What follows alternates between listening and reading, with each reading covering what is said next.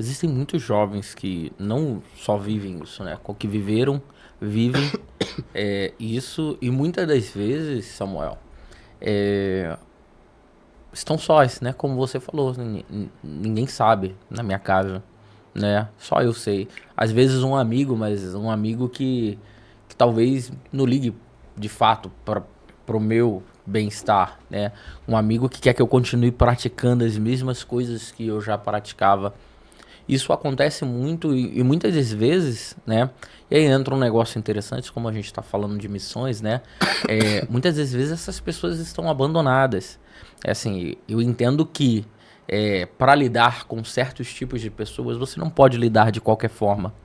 Mas essas pessoas, elas precisam ser alcançadas. Exato. Essas pessoas, elas precisam ser tocadas. Essas pessoas, elas precisam ser ministradas.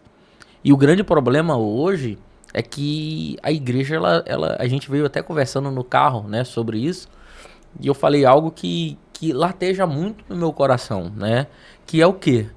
A igreja, ela é dita por Jesus que é o sal da terra. Só que tem um problema nesse sal, ele tá o tempo inteiro dentro do saleiro, cara. O sal, ele precisa sair do saleiro para ele poder dar gosto, para ele poder temperar, para ele poder conservar. Seja qual a propriedade que o sal ele vem executar, até mesmo como era antigamente, como uma moeda de troca, ele não pode estar dentro de um saleiro. Ele precisa ser movimentado. E a igreja, muitas das vezes, ela tá travada. E eu tava falando, né, no podcast anterior, eu falei sobre justamente as pessoas não serem como eram no passado.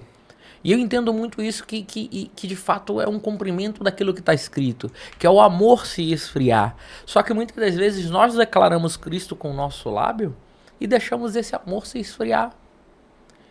E isso que você viveu, talvez um jovem não consiga viver hoje.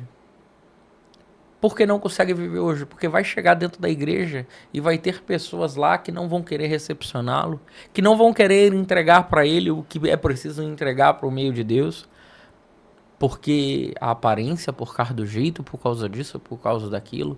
É claro que eu creio que Deus, quando ele quer falar e quando ele quer usar, ele usa quem ele quer e fala por meio de quem ele quer e fala até mesmo através de outras coisas.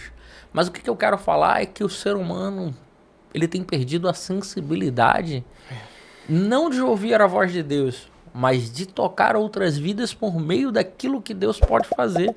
Como assim, Diogo? Tocar outras vidas por meio do que Deus pode fazer. Eu tenho que ser um canal e uma ferramenta de Deus. Isso é missão. A nossa missão é ir por todo mundo e pregar o evangelho. Só que a minha preocupação já não é mais o outro. Jesus, ele vai falar o seguinte, ó, tudo aquilo que foi falado para vocês acerca de mandamento, esquece. A gente vai resumir isso em duas coisas. Amar o próximo como a ti mesmo, mas antes de amar o próximo, amar a Deus acima de todas as coisas. Só que um está correlacionado com o outro. Porque se eu amo a Deus acima de todas as coisas, eu vou amar o meu próximo, porque Deus é o Deus do amor. Verdade. É o Deus que ama. E ama tanto, de forma incondicional, que João 3,16 vai falar que ele amou tanto que deu seu único filho para todo aquele que nele crê não pereça, mas tenha vida eterna. Glória a Deus. E então, assim, essa sua história, ela vai apontar para isso, sabe? Para o amor de Deus, mas também me dá um alerta acerca de pessoas que muitas das vezes não têm a mesma sensibilidade que se deveria ter para que possa alcançar vidas. Isso.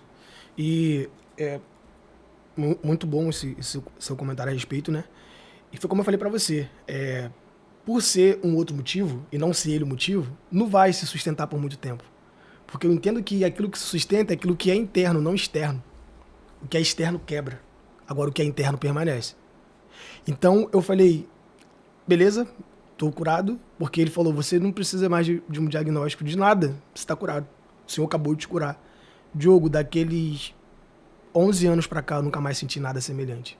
Já fiz exames de sangue, de rotina, nada, não tem nada. Porque eu sei que ele me curou naquele momento.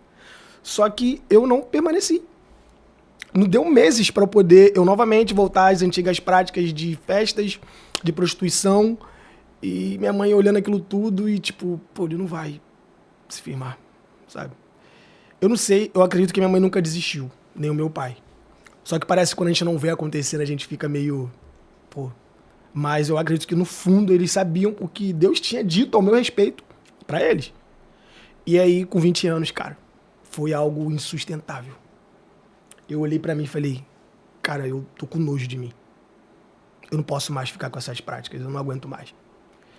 E não aconteceu nada, não teve nada dessa vez, assim, digamos, né? Foi só mesmo numa cama, eu olhando pro alto, eu falei, pô, se tu é o Deus que os meus pais sempre falaram, que eu nunca me relacionei, que me curou, se tu és esse Deus de Abraão, de Isaac, de Jacó, esse Deus da antiguidade, sabe, mas que tá tão presente aqui agora, muda a minha vida. Eu não tenho nada pra te oferecer a não ser os meus pecados. E aí foi quando eu falei, mãe, eu quero ir no culto com a senhora de novo. E aí minha mãe olhou assim, porque ela investia e eu sempre recusava. Ela não entendeu muito bem. E eu falei assim, eu vou chegar naquele culto e eu vou entregar minha vida. 2015, vou entregar minha vida pra Jesus, com 20 anos de idade. E aí o pastor pregou, ele nem terminou, ele nem fez o apelo, eu já tinha levantado. Falei, eu quero entregar minha vida. E era uma assembleia assim, sabe? Pequena, de bairro mesmo, com muitas irmãs assim, eu me emociono quando eu lembro, porque elas estavam ali com o coração pra amar mesmo, sabe? Tipo, receber. E eram senhoras que eu tava nascendo, já tinha calo no joelho de tanto orar. E aí elas cuidaram de mim, mano. Elas, 20 anos, eu de cabeça baixa, cheguei sujo espiritualmente, dizendo. E aí, aceitei Jesus. Pastor Marcelo, nunca me esqueço. Ele falou, eu vou cuidar de você. É a Síria aqui. Eu não chamei ela, mas ela se intrometeu. Eu vou cuidar de você. E aí foi quando essas irmãs, ela falou assim pra mim, cara, você vai ficar com a gente. E aí a gente vai te ensinar tudo. E essas irmãs do coque parece que é uma hierarquia, né, mano? Tem a irmã das irmãs, sei lá. Aqui tem um coque maior, não sei. Sei que eram mais de 10 irmãs. E aí elas falaram, ó, terça-feira tem oração. Você vem. E aí quando eu cheguei na oração, eu vi todas elas com o rosto no chão, mano. Eu falei, cara, o que elas estão fazendo? E aí uma irmã falou, coloca o seu rosto no chão. Bota o seu rosto no pó. E vamos clamar ao Senhor. Aí eu falei, pô, tudo bem, não entendia, cara. Não sabia o que era isso, mano. Uma das irmãs era minha mãe. Eu não sabia o que era isso. E aí eu fui lá, elas cuidaram de mim.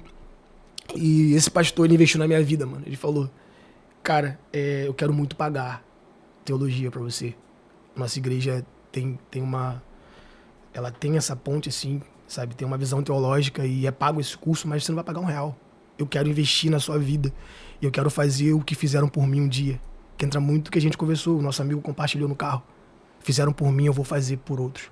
Porque o reino, ele se movimenta dessa forma, sabe? É discípulos para a glória do Senhor. É discípulos que vão mais longe do que você. E tá tudo bem, sabe? Então, eu não quero entrar muito nisso, né? Mas eu, de verdade, fiz esse curso teológico, fiz essa formação, e eu lembro que eu não tinha dinheiro de passagem. Eu ia a pé. Eu ia a pé porque do Dom Bosco pro Grão-Pará não é tão perto, mas eu saía 1h da tarde dessa sala de aula, não tinha dinheiro de passagem, mas com o meu material abraçado, até mesmo sem ter um certo entendimento do que eu tava fazendo, Diogo. Mas eu sei que eu tava lá, mano. Eu sei que eu aprendi muita coisa, mas com o meu coração dizendo, Senhor, eu já não sou mais o mesmo. Senhor, meses se passaram e eu não sou mais o mesmo. E aí começa a vir aquele senso de arrependimento, porque quando o Espírito Santo entra, ele te convence, ele te leva a um lugar de arrependimento. E você automaticamente entende que você precisa se arrepender. Então não é da noite pro dia. Eu entendo que a transformação ela é gradativa. O Senhor começou a me mostrar um monte de coisa que eu precisava largar e deixar. E Diogo, na caminhada eu fui largando e ainda tô largando mesmo depois de 10 anos. E assim vai ser, sabe? Só que eu comecei a olhar e falar, cara, começaram a olhar pra mim e dizer, o seu semblante mudou, Samuel, o que aconteceu? E aí eu só tinha uma única resposta pra falar pra essas pessoas. Eu falava, Cristo.